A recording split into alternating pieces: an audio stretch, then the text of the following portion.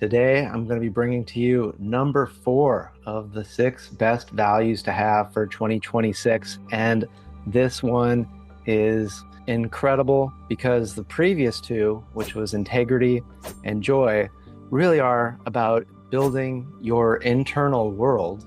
And this value is really going to be about connecting to your external world. And so you're not going to miss this because today's value that I'm going to be talking about is kindness. And I am bringing this to you from Puerto Varas, Chile, the gateway to Patagonia, as some call it. So stick around. You're gonna want to catch all of this.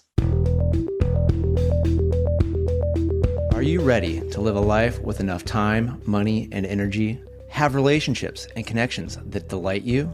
Are you ready for the extraordinary life you know you've been missing? If so, then this is the place for you. I'm a best-selling author, coach, consultant, and speaker who's worked in technology for over 2 decades. I'm a leader at transforming people and organizations from operating in fear, obligation, and guilt to running off joy, ease, and love. It's time for Engineering Emotions and Energy with me, Justin Wink, Ph.D. So let's get started. Kindness. Why is this such an important value? First, let's talk about what kindness is not. Kindness is not niceness. And also, kindness is not weakness. There's a strength to kindness, a power in kindness, and it's so powerful that it is caring. It's measured and it's caring. So already, and I'm behind me, this is if you're watching on YouTube, which I highly recommend, Justin Wink, Ph.D., check it out, follow, subscribe, all that stuff. Or be following me on the socials and you can see the pictures from this trip. But yeah, I'm in near Puerto Varas, Chile, on this amazing lake. And so I've got all this beautiful, lush greenery. It was raining earlier this morning. Sun's starting to come out. And actually in the shadow of 2 incredible volcanoes. One of them, I believe, is told as like the 3rd most dangerous volcano in Chile, I believe. So yeah, just a really powerful, magical spot here on Earth, down in the southern hemisphere. Got to see some beautiful lakes and some amazing waterfalls with some of the, most turquoise, beautiful green. So I'm very happy to be bringing this value to you from such an incredible place. And so kindness, as I said, is not niceness. Niceness is wanting to avoid conflict, wanting to just please people, be a real people pleaser. And nice people actually end up being kind of cruel and mean because the niceness isn't coming from a place of strength. It's coming from a place of fear and weakness of like, well, I want to be liked. I want to be included. And I'm going to do this for other people so that they'll do something for me. A real great book about this is called No More Mr. Nice Guy. Anybody can read it and get great messages. But it talks about this concept of having secret contracts of like, well, I'm going to, help somebody do this, and then I'm expecting them to do something in return. And when that something in return doesn't happen, eventually the resentment builds and builds and builds, and then boom, there's a snap and there's anger, or maybe there isn't a big snap, but there's all these sort of, just these being resentful. It ends up being not so nice and absolutely not kind. And one of the things I sometimes like to use as a very extreme example between niceness and kindness is, say somebody's possibly about to get run over by a bus in the middle of the street. The kind person is going to yell at the person or even push them out of the way of the bus because it's like, well, we want this person to live. We want this person to be safe. The nice person is going to overthink it and be like, well, maybe I should ask for permission if it's okay to touch them. And well, I don't want to yell. It's not right to yell at people, especially if you don't know them. And boom, the person gets run over by the bus. So there's a power, there's a forcefulness, there's a willingness to tolerate discomfort when we're being kind. So kindness is not weakness, because kindness allows for the speaking of boundaries and also the speaking of what somebody wants.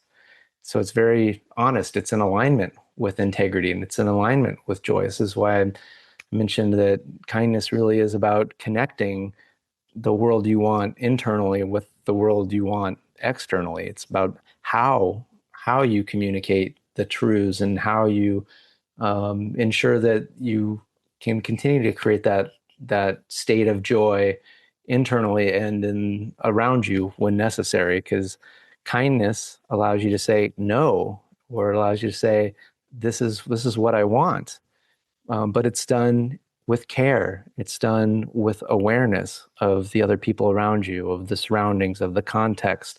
And it allows there to be some negotiation and some willingness to cooperate, collaborate through communication. And so kindness really is such an amazing value that it's going to allow you to start to have a joyful interactions with other people, with your world, because kindness can also be of how you care for, the people and the things in your world, like, and also for yourself, like, what are you eating? What's the kind thing to eat? Allow some joy, but then also nourishment, because it's not about indulging. It's not about like I'm just gonna do whatever feels good, because it's about going beyond and having the care for knowing the consequences and how things are going to work out and being skillful. And it's also about being kind to yourself when you're maybe not so perfect. And maybe you communicated something, in a harsher way than you could have. But being kind and going like, oh, I didn't do that so well. Maybe I could do that better, but not being harsh and be like, oh, I'm awful and I'm a really bad person because a person cried when I said that. Like it's not about beating yourself up, but it's about going like, oh, okay, yeah, there's something that I could do a little bit differently. I did my best, and now that I've gone through that, I've learned, I've grown, and I can do better. That's kind to you, and then to the people you're going to encounter in the future, because things are going to be different in the future, and all you can do is do your best to interact, to proceed, to step with kindness. And so remember, kindness, it's not niceness. It's not just making everybody around you happy. In fact, sometimes you might disappoint people. But that is going to be the kind thing, because if you just please other people, you're not pleasing yourself. But it's also, not just doing what's only best for you, right? Because that's going to harm other people. And inevitably, if you harm others, the harm eventually, whether you're aware of it or not, comes back to you, because there really is no separation between you and me and other people. We're all very interconnected. And so being kind to others is being kind to yourself. Because if you're not kind, if you behave like an asshole to other people, inevitably more and more people are going to behave like assholes back to you. And that's going to feel harmful on levels that even if you don't recognize it, your body's going to recognize it, your brain's going to recognize it. And it's not going to work out well in the long run. In the short term, you might get some short-term gains, yet eventually, like anything that's not done with care, it's not done with kindness, it's going to cause degradation, it's going to cause harm, and it's going to cause a yeah, it's going to be not good. It's going to be not so good. And you want things to be good because again, remember, if you're keeping up with the values for 2026, if you want joy, you got to care. You got to put a little effort.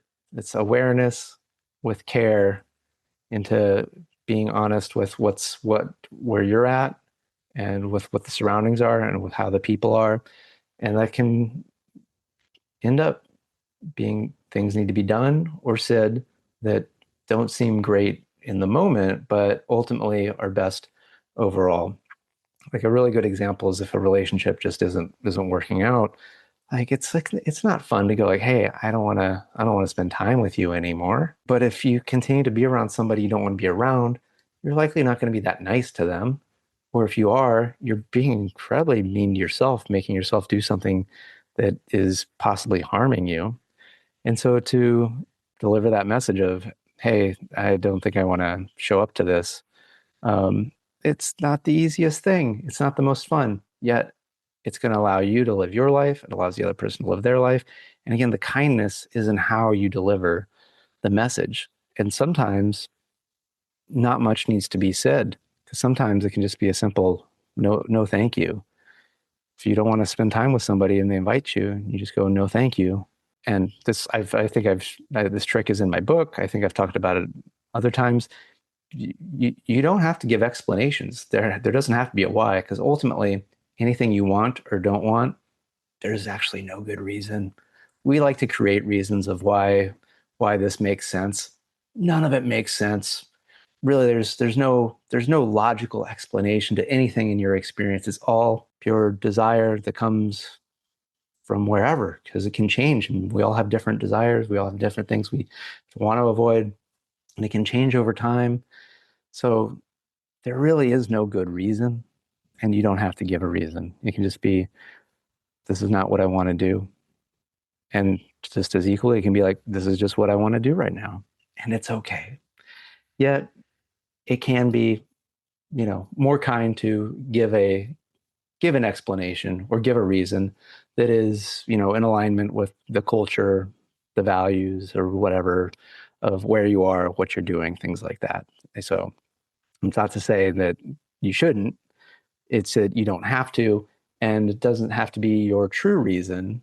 And so you're like, oh, but this is integrity, but there can be some nuance of kindness, of how you deliver it, right? That allows there to be saving of face, right? We don't have to overly harm somebody just because you want something a different, there's there's kindness and politeness, yet it doesn't mean that you go without what you truly want or what you truly need to set a boundary and avoid. So I'm curious, what are your thoughts on kindness? Like, is there a way that you could be more kind to yourself, to others, and to the world that you live in? And again, the world that you live in could just include, making your bed. Like, that's kind to your room and kind to you, because get to have a more uplifted experience when you go and see a made bed. At least I experienced that.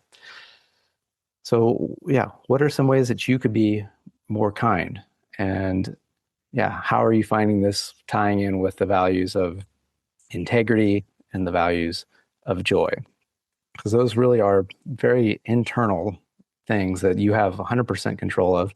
And now starting to take it out, this is how you take it out into the world. Like, I'm going to be caring, I'm going to be aware, and I'm going to be measured in how I interact with myself and my world in alignment with integrity and with joy. So, been so happy, overjoyed, if you will, that I've gotten to share this fourth value of the six best values for 2026. And that means we have three more to go. And you are not going to want to miss them. Because again, if you really embody these values, you're going to see your life and your world shift in ways that you can only dream of, but it'll probably be even better than you can dream of. Um, so you are going to want to keep listening and learning what these values are and how to really embody them and shift your life with these values.